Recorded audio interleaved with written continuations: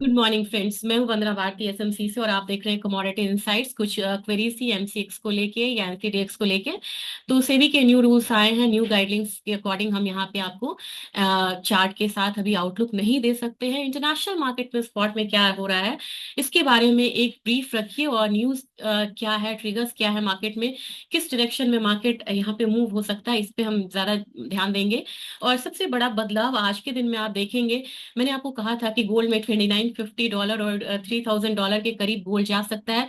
और ये बात मुझे लग रहा है कि मैंने 2 हफ्ते पहले यहाँ पे एक वीडियो बनाया था जिसमें ऑप्शन चेन के जरिए मैंने आपको बताया था कि किस तरीके से मार्केट में मूवमेंट आप पता कर सकते हैं कि सबसे ज्यादा ओआई कहाँ खड़ा है, वॉल्यूम कहाँ है, कहाँ से ज्यादा मूवमेंट आ सकती है। तो $3000, 2980, 2980, 3000 के पास से गोल्ड में एक पॉज आ सकता है। और रही बात, तो सिल्वर में भी मैंने कहा था कि $34 को क्रॉस करेगा तभी यहाँ पे $35 की बात होगी। तो सिल्वर में भी एक अब यहाँ पे पॉज आता हुआ दिख रहा है। अब यहाँ पे आपको जो भी प्रॉफिट है वो बुक करिए, लेकिन सेलिंग पोजीशन फिलहाल आपको मैं ज्यादा रिकमेंड नहीं करना चाहूंगी। और फॉरेक्स का जो इम्पैक्ट है वो बहुत ज्यादा देखने को मिल रहा है। रीजन भी है, कल हमारा रुपया 88, लगभग 88 पर यूएसडी चला गया था, और जिसकी वजह से आरबीआई ने यहाँ पे इंटरवीन किया है। और यहाँ पे लग रहा है कि रुपया काफी ज्यादा अप्रिशिएट हुआ है। काफी ज्यादा अप्रिशिएट होने की वजह से अब अपनी मार्केट जो है आज के दिन में बिल्कुल अलग ट्रेड कर रही है। यानी कि 2 दिनों में 88 से लेके जो मूव आई है 86.85, और आज के दिन में जो लो लगा है ये करीब करीब 86.65 के करीब लगा है। तो ₹1.35 तक का हम अप्रिशिएशन आता हुआ देख रहे हैं, जिसकी वजह से इंटरनेशनल मार्केट में स्पॉट में गोल्ड अभी $10 ऊपर ट्रेड कर रहा है, यानी कि $2918 आ रहा है। फ्यूचर्स में $2942 के करीब आ रहा है। लेकिन बात स्पॉट की यहाँ पे करेंगे, $2918 आ रहा है और $10 ऊपर है। लेकिन हमारा जो बाजार है यहाँ पे गोल्ड जो है वो करेक्ट हो रहा है और बिल्कुल रेंज में ही, दायरे में है। तो आज का रुपया का अप्रिसिएशन मुझे लग रहा है कि अगर थोड़ा सा कंटिन्यू होता है और ये 86.5 के करीब आता भी है, तो इसका सीधा सीधा इम्पैक्ट जो है हमारे बाजार पे पड़ेगा और हमारे गोल्ड में एक दबाव देखने को मिलेगा। रही बात सिल्वर की, तो सिल्वर इंटरनेशनल मार्केट में, अगर स्पॉट मार्केट की मैं बात करूं, तो वहां पे थोड़ा सा दबाव में ट्रेड कर रहा है।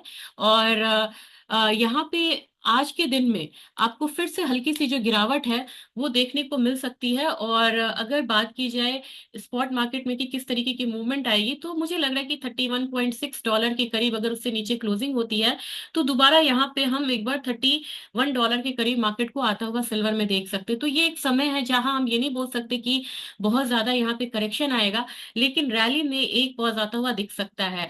वहीं पे अगर बात की जाए यूएस की क्रूड ऑयल की, तो क्रूड ऑयल में कल मैंने कहा था कि स्पॉट मार्केट में भी कि आपको एक अपसाइड जो है वो देखने को मिलेगा। ये अपसाइड कंटिन्यू हो सकता है, मुझे लग रहा है कि हो सकता है कि 60 से 70 सेंट्स प्राइसेस बढ़े। और आप कहेंगे इसके पीछे रीजन क्या है? रीजन यहाँ पे जियोपॉलिटिकल है। हमास ने यहाँ पे जो बंधक थे इसराइल के, उनको देने से मना करा है। तो यहाँ पे ट्रम्प का एक काफी स्ट्रांग स्टेटमेंट आया है कि अगर उन्होंने सैटरडे तक हम इसराइल के जितने भी बंधक हैं, होस्टेजेस हैं, अगर उनको वापस नहीं किया, तो वो सीज फायर को यहाँ पे खत्म कर सकते हैं। और ऐसे केस में इसराइल यूएस, मतलब इसराइल जो है वहां पे अटैक कर सकता है और यूएस यहाँ पे इंटरवीन कर सकता है, जिसकी वजह से मार्केट में एक अपसाइड देखने को मिला। तो अकॉर्डिंगली हमारी मार्केट यहाँ पे मूव कर सकती है। और रही बात नेशनल गैस की, नेशनल गैस धीरे धीरे स्लोली यहाँ पे 2 से 4% तक का जो एक अपसाइड है वो दिखाने की कोशिश यहाँ पे कर सकता है। अब बेस मेटल काउंटर की हम बात करेंगे। बेस मेटल काउंटर में चाइना ने शुरुआत यहाँ पे अच्छी नहीं करी है, और वहां के स्पॉट मार्केट में भी देखेंगे कि एक गिरावट जो है, करीब करीब आपको सबसे ज्यादा जो फॉल है वो एल्यूमिनियम में देखने को मिलेगा, क्योंकि एल्यूमिनियम पे टैरिफ लगा है। और टैरिफ लगने की वजह से क्या होगा कि यूएस का जो स्टील और एल्यूमिनियम है वो महंगा हो जाएगा, लेकिन भारत और बाकी बाजार जब तक या तो वो महंगा यहाँ पे एक्सपोर्ट करेंगे, नहीं तो उनको दूसरा मार्केट देखना होगा। तो यहाँ पे हमारी मार्केट में, यानी कि आउटसाइड यूएस, स्टील और एल्यूमिनियम प्राइसेस गिर सकते हैं, और वही स्टील और एल्यूमिनियम प्राइसेस यूएस में महंगा होगा, क्योंकि वहां पे सप्लाई साइड डेफिसिट हो सकता है।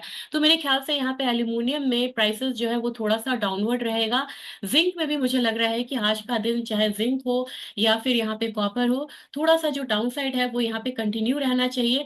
और जब बात स्टील की होती है, तो निकल में इसका रिफ्लेक्शन बहुत स्ट्रांग देखने को मिलता है, तो निकल में भी प्राइसेस जो है वो नीचे की तरफ रहेंगे। अब यहाँ पे एग्री कमोडिटीज की बात की जाए, तो एग्री कमोडिटीज में जो मसालों का कारोबार कर रहे रहे हैं या मसालों में ट्रेड कर रहे हैं, तो जो किसान भाई हैं या ट्रेडर्स हैं, उनके लिए मैं कहूंगी कि आज का दिन हो सकता है कि स्पॉट मार्केट में लिवाली बढ़े। रमजान का एक जो इम्पैक्ट है वो देखने को मिल सकता है। और जिस तरीके से स्पॉट मार्केट में न्यूज आ रही है, अभी रिसेंट एक करेक्शन आया है और काफी डीप करेक्शन देखने को मिला है। तो स्पॉट मार्केट में जो किसान भाई है वो 12,000 तक का, एक 12 12 12,500 तक का उनको मन बना के चलना होगा कि एक बार आपको टर्मरिक में फॉल देखने को मिलेगा। हो सकता है कि स्पॉट मार्केट में आज की जो तेजी है वो 200 250 पॉइंट उनको दे दे, लेकिन ओवरऑल 12,000 12,500 पे एक अच्छी तेजी यहाँ पे आएगी। तो उस लेवल के लिए यहाँ पे वेट कर सकते हैं। और अराइवल्स का भी प्रेशर यहाँ पे काफी ज्यादा रहता है। और जीरे में मुझे लग रहा है कि आज के दिन में थोड़ी जो तेजी है वो बनी रहेगी। तो 250 पॉइंट अभी और चढ़ सकता है ऊपर की तरफ। और बात धनिया की जाए तो धनिया बिल्कुल रेंज में है, आज बहुत बड़ी मूव नहीं है। लेकिन अगर स्पॉट में ग्वार की बात की जाए तो ग्वार धीरे धीरे एक बेस बना रहा है। और ओवरऑल देखा जाए तो मुझे लग रहा है कि रिग काउंट्स वहां पे धीरे धीरे बढ़ता है यूएस में।